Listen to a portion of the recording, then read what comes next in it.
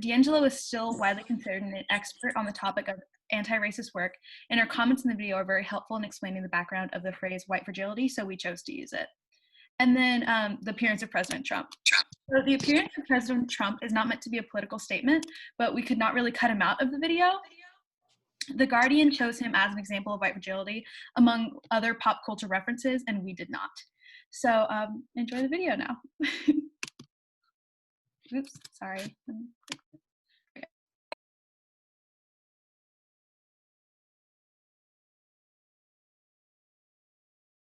Hi, everyone. I'm Josh Siegel, and I'm from JAG. And before we get to go in depth in our discussion, I'll be defining some terms, and the first of which is white immunity. White immunity can be defined as the protection that white people have from the disparate treatment that people of color have historically faced. Treatments that do not guarantee their rights, justice, and equitable social treatment. Thus, since the birth of the hierarchy of race in America, white people have benefited from being protected by the system.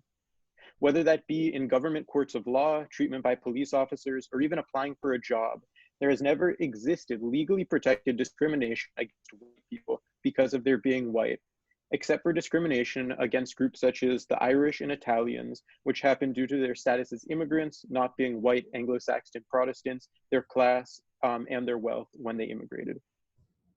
White immunity throughout the ages has led to white privilege, which can be defined as inherent advantages possessed by a white person on the basis of their race in a society characterized by racial inequality and injustice. White privilege and white immunity are directly related. As white people have never been systematically oppressed because of the color of their skin, on large scale, they have had the opportunities to do things such as accumulate generational wealth and receive shorter prison sentences for similar crimes, but on a smaller scale, go into a store without being followed or feel comfortable calling the police. The idea that white privilege also permeates the lives of people of color and has led to what is commonly referred to as colorism. This concept means that those people of color with lighter skin are preferred over people of color with darker skin due to the fact that we live in a society that prioritizes light or white skin. Again, not only are lighter skinned minorities often given more opportunities, but they may also be seen as more attractive or trustworthy due to their lighter skin tone, as has been shown by multiple scientific studies. In this sense, people of color with lighter skin also have a certain degree of privilege and can also experience some of the phenomena that we'll discuss later on when talking about their experiences versus those of their darker skinned peers. We'll continue to discuss the following terms mainly in terms of white people, but again, it's important to take note the presence of colorism has in all communities of color.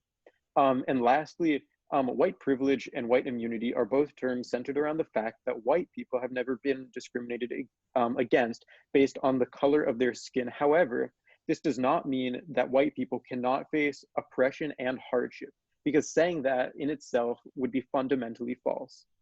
Instead, it means that white people have never faced hardship because of the color of their skin. Thank you.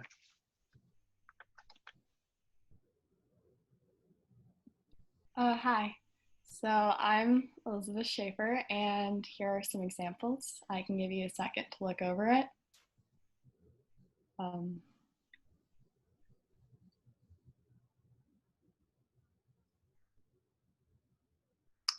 Okay, so all the examples on screen were taken from interviews with people in which they acknowledged examples of white privilege, either as a benefit or as a detriment to their lives. As one can see, white privilege permeates every aspect of everyday life, from jobs to medical care to how other people treat each other. It manifests itself through statistics, like that of the average wealth of white families is over $700,000 higher than that of Black/Hispanic families, but also through normal experiences in the way we move through life. Specifically, the race-based wealth gap has also led to extreme wealth inequalities that disproportionately affect people of color. The intersection of classism and racism has led to a cycle through which people of color end up in poor communities because of their race, but when they try to break Out of those communities, it's often extremely difficult because of implicit biases in job hiring and lack of access to good education in neighborhoods of color. This is just one example of many, including the ones on screen, of how race can be a continuing source of oppression. White privilege is hard to talk about because obviously it is extremely sensitive and difficult to acknowledge that one may have unknowingly benefited from the color of their skin for years. However, there are ways of taking white privilege and using it as a force for good. For example, white privilege can be used to amplify the voices of BIPOC or ensure that BIPOC feel included in conversation. As white people, we have the ability to focus our energy on action, advocacy, and activism for others. We'll get into more examples in brainstorming later on. However, white privilege can also manifest through what can be identified as white guilt and white fragility, both of which diminish the experiences of BIPOC. And now we're going to go into breakout rooms and answer these discussion questions. So white guilt. So we just talked about white privilege in our discussion groups, and oftentimes one of the effects of really understanding and internalizing what white privilege really looks like and how we as white people or individually or collectively have benefited from it is this idea of white guilt. And so in its most basic form, white guilt is the remorse or guilt that white people either individually or collectively experience as a reaction to learning more about the legacy of racism or racial injustice and globally or in our country, and the ways in which white people have benefited from this legacy. And so typically as we learn to become anti-racist and to educate ourselves and re-educate ourselves on the history of racism in this country and globally, a natural tendency is to be defensive sometimes, and also to experience these feelings of shame about either our complicity or the assumed complicity of our ancestors in upholding the US's racist structures. And it's important to remember that while the source of this guilt can be genuine and can be sincere from your empathy, this type of sentiment can also be really harmful and detrimental to Black and Indigenous people of color. As one, it places the burden on them to try to alleviate white people from their feelings of shame, to try to convince them that no, they're not being racist. And two, it also shifts the framework of the discussion of racism onto white people and their experiences rather than really focusing and keeping that lens on looking at the experiences of Black and Indigenous people of color and also the oppression and the sort of challenges that they faced in this country. And so just like with performative activism, like we talked about in last week's, or I guess the last forum, empathy is really important, but in order to be an effective and to practice effective allyship, you need to pair that with action as well. Thank you, Charlotte. All right. Okay, so before we watch this video, I wanted to give a little disclaimer. This is a sketch from Key and Peele, and we wanted to point out that we want you to focus on the content and message of the video rather than the setting. This video is going to put white guilt in the context of everyday life, in this case in a bar, and how although some of the characters are intoxicated, we'd like you to focus on what they are saying and how Key and Peele show how their guilt manifests as well as the reactions that they have.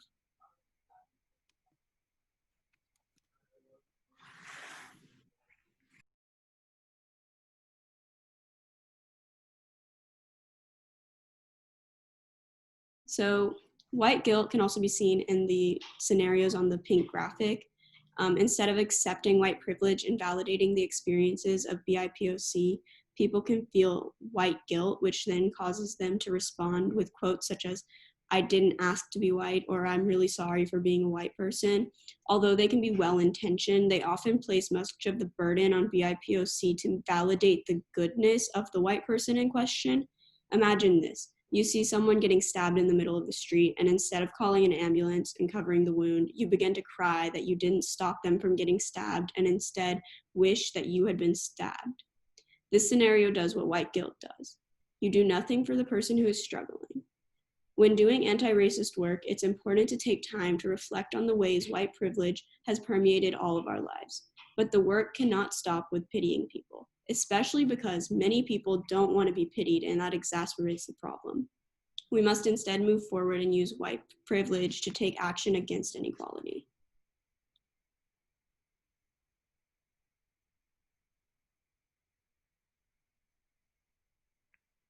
All right, I'm going to define white fragility. So another way people can react after learning about systemic racism can be described through the term white fragility. White fragility manifests itself as discomfort and defensiveness on the part of a white person when confronted by information about racial inequality and injustice. It's a common response when confronted about an instance of racist behavior or just about racism in general to get defensive. This comes from discomfort or just a general unwillingness to talk about race or to acknowledge ways one may have benefited from it. In a world that protects white people from having to think about race or their possible complicity in the system, conversations about race lead to what Robin DiAngelo describes as racial stress, which leads to a myriad of common emotional responses. We'll talk about ways in which it commonly manifests itself and other ways to respond when talking about race.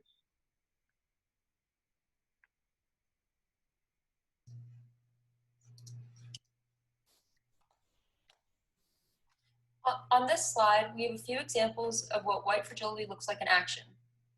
Just a second to read it. White fragility in action can look like many different things. Let's first analyze the emotions that accompany white fragility. So these emotions include outrage, feeling insulted, feeling accused, defensiveness, feeling guilty, and feeling singled out. These emotions all relate to the discomfort felt during confrontation by information about racial injustice and inequity. It is important to recognize that many of these emotions aren't beneficial or make change. When people feel outraged, insulted, or accused, just to pick a few, people normally stop listening and close themselves off from conversations mentally. In discussions about race, listening and understanding is the most important thing. Being present in the conversation leads to learning, and this can lead to change. When you feel these emotions and stop listening, you become complicit and act as a bystander, even in your own body. Next, let's move on to some behaviors that surround white fragility. Some behaviors include physically leaving, seeking absolution of guilt, denying, crying, avoiding, and arguing. Again, with these behaviors, it is important to note that they close the conversation from further discussion. They prevent an open dialogue. Discussions about race don't have to be painful. They can be open discussions based around humility and grace, where everyone learns something. Avoiding these discussions only perpetuates a racist society. Finally, as you can see above, there are some key phrases that hint at a white fragility situation. The most popular defensive responses to discussion about race are as follows. I know people of color. Some people are too sensitive. I just said one little thing, and that is just your opinion. These are just a few examples, but the graphic above describes the more phrases in depth. Just like the others, these phrases hinder a productive conversation. However, they can also make BIPOC feel invalidated.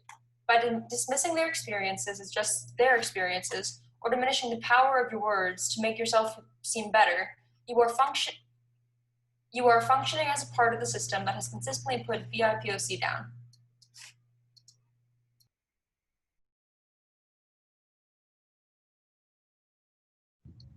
Okay, now we're going to talk about disrupting white fragility.